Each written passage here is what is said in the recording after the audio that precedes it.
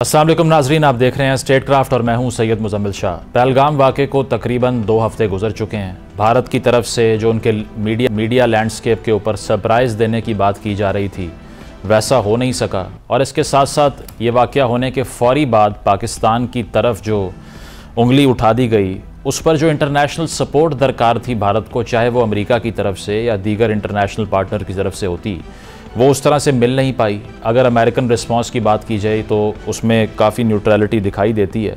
In fact Marco Rubio की तरफ से और जेडी वैंस की तरफ से भी ये कहा गया कि सब्र व तहम्मुल से काम लेना ज़रूरी है।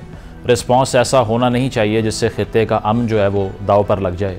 इस सारी सूरत हाल के बावजूद पाकिस्तान की तरफ से पहले इंडिपेंडेंट इन्वेस्टिगेशन की बात की गई और अब सिक्योरिटी काउंसिल का हंगामी इजलास भी पाकिस्तान की दरख्वास्त पर तलब कर लिया गया है ताकि इस मामले में डी एस्केलेशन की जाए, दर्जा हरारत को ज़रा कम किया जाए।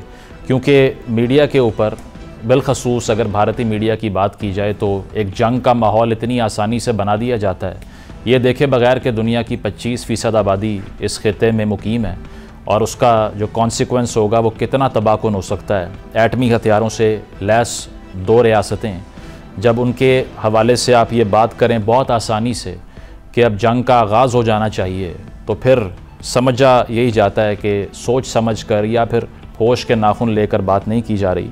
इसके साथ साथ पाकिस्तान की हुकूमत की बात की जाए तो एक इंटरनल डिवाइड का चैलेंज भी दरपेश रहता है। पाकिस्तान तहरीक इंसाफ की तरफ से जो ब्रीफिंग गुज़श्ता रोज़ दी गई अता तारड़ साहब ने, DGISPR ने, उसको बॉयकॉट कर दिया गया। उसमें शमूलियत इसीलिए इख्तियार नहीं की गई कि ये कहा गया कि ऑल पार्टीज़ कॉन्फ्रेंस बुलाई जाए, जिस पर तनकीद भी की ख्वाजा आसिफ साहब ने और ये कहा कि आप हुब्बुल वतनी को मशरूत कर रहे हैं खान साहब की रिहाई से।